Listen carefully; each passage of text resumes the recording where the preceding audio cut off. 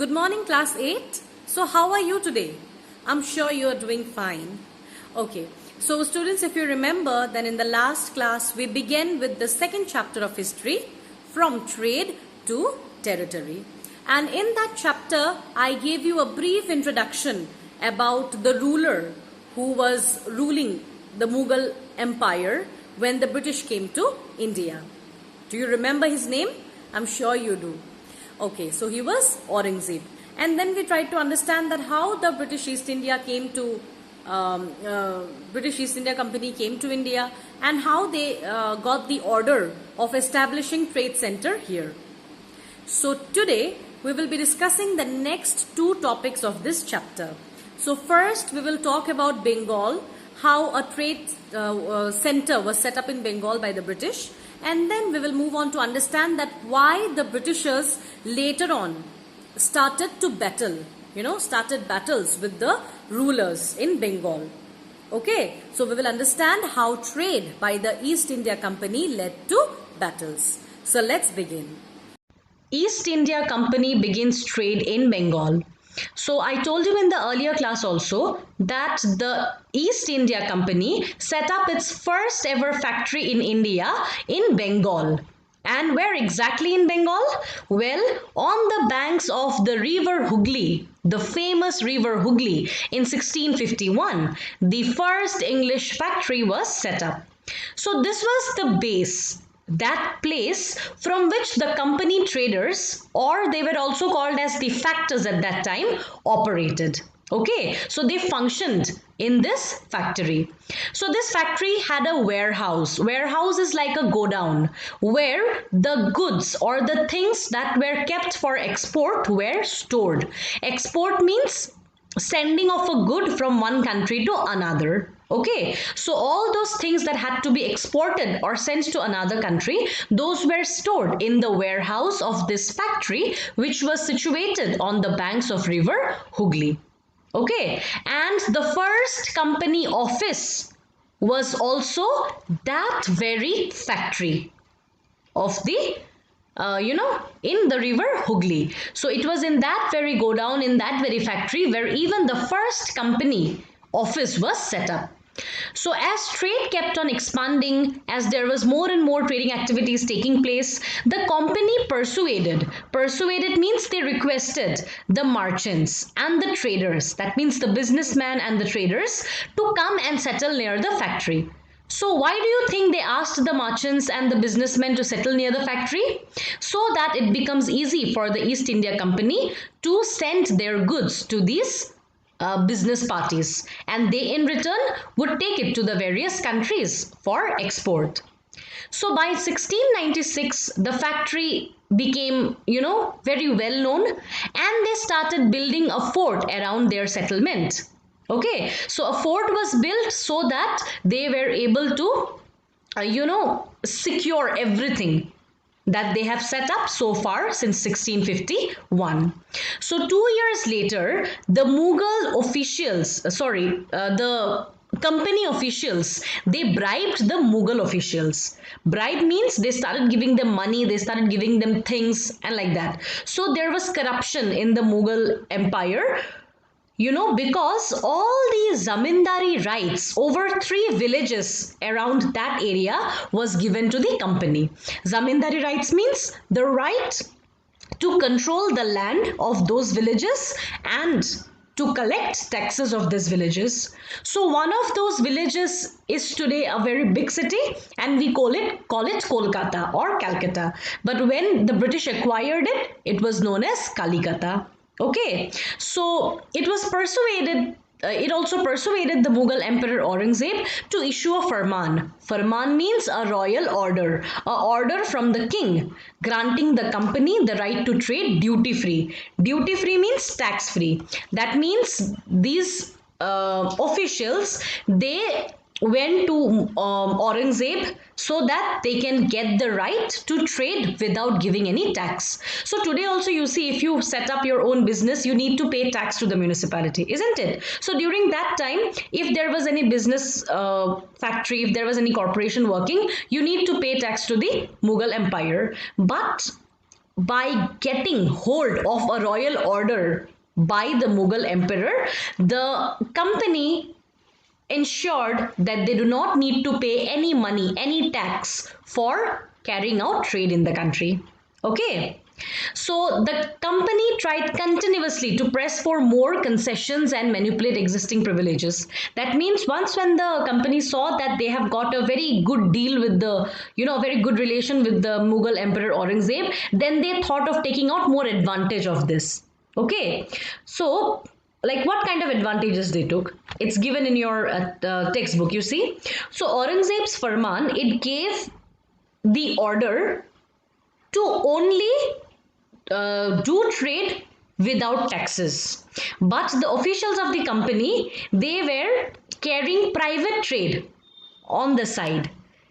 They were expected to pay duty. That means those officials that were doing trade from the company itself, for them tax was free because they were working under the British East India Company. But there were some British officials who were also working privately, who have set up their own business enterprises. For them, it was necessary to pay taxes. But they refused to pay tax. And because they refused to pay tax, therefore, the Bengal at that time, it went through a huge loss. There was great economic depression in the country because most of the officials who were working privately on their own for their profit, they did not pay any duty or any tax. So because of this, there was lots of problem in Bengal.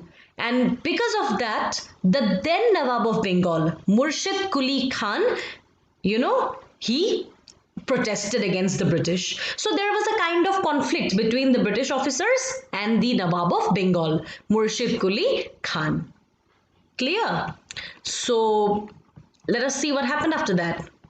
Well, after that, as expected, trade led to battles. So through the early 18th century, the conflict between the company and the Nawab of Bengal intensified. Intensified means it started growing more and more. And after the death of Aurangzeb, as you know, in 1707, the Bengal Nawabs asserted their power and autonomy as other regional powers were doing at that time.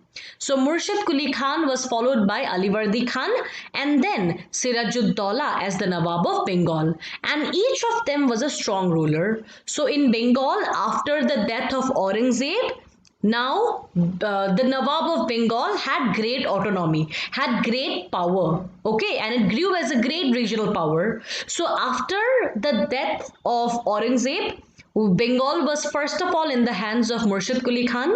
Then, after the death of Murshid Quli Khan, Alivardi Khan came and then Sirajud-Daulah joined as the Nawab of Bengal, one after another. And each of these rulers were very, very strong. And because they were strong and they were strict, therefore they refused to grant any concession, any duty-free or tax-free duty to the company. And instead, they did something opposite. What they did was they demanded large tributes for the company's right to trade. And they denied it from, minting coins and also stopped it from extending its fortifications. So whatever the company rulers were doing when Aurangzeb was the ruler, those things were taken away by the Nawab of Bengals. They saw that if all the time Bengal was to be run according to the company's wishes, then Bengal will soon become very weak politically as well as economically. Therefore, they stopped giving all the kinds of aids that were being given to the company. And instead they accused the company. They said that the company or company officials were cheating. They claimed that the company was depriving Bengal government of huge amount of revenue. Definitely, if somebody is not paying taxes, it means what? It means that there is great loss for the region. So therefore, since the rulers, they were not paying taxes, that is why Bengal was deprived of huge amount of taxes and money. And because of that, there was huge economic problem. So the Nawab of Bengal, from one by one, be it Sirajud-Daulah, be it Murshid Quli Khan, be it Ali Khan, all of them tried to talk to the officials to, regarding paying taxes and all. But even then, the company officials refused to pay the required amount of taxes. Instead, what they did, they started writing disrespectful letters. Disrespectful letters to whom? To the Nawabs. And they tried to humiliate the Nawabs as well and his officials. So the company on its part said that these were unjust demands that the Nawabs were asking the company so that they can ruin the trade of the company that was flourishing. Okay, and it was also convinced that to expand trade, it had to enlarge its settlements, buy up villages, and rebuild its forts. Here is the problem, students. They wanted to establish their business, they wanted to make their business strong, and that is why they understood that only doing business in one place is not enough. They needed to buy more and more land, and once they buy more and more land, they will get settled one after another, occupying great territories. Isn't it? So because of all these problems, there were conflicts and conflicts and confrontations, and finally there was a huge battle, the famous Battle of Plassey, between the British officials and between Sirajud-Daulah. So what exactly was this Battle of Plassey?